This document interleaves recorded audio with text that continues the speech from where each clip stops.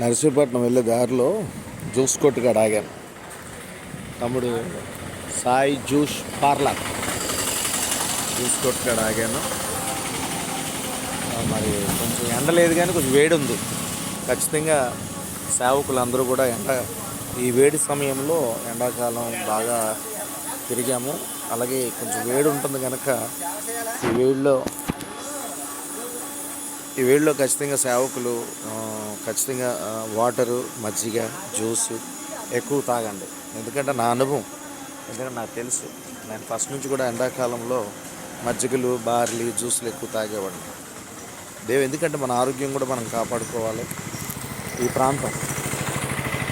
ప్రాంతం వచ్చాను, ఇక్కడ జ్యూస్ తాగాలని ఆగాను. తమ్ముడు చేస్తున్నాడు.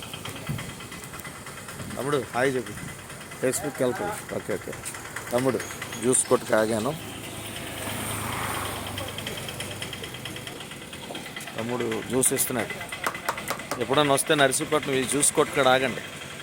ప్రతి ఒక్కరు కూడా ఈ నర్సీపట్నం రూట్లో Sai juice parlour, Sai juice parlour. తమ్ముడు ఏం పేరు? నీ పేరు? రాము. తమ్ముడు మంచిగా చేశాడు జ్యూస్. మీరు కూడా ఈ ప్రాంతం వస్తే ఇక్కడ ఆగి జ్యూస్ తాగండి. God bless you all. Praise the lord.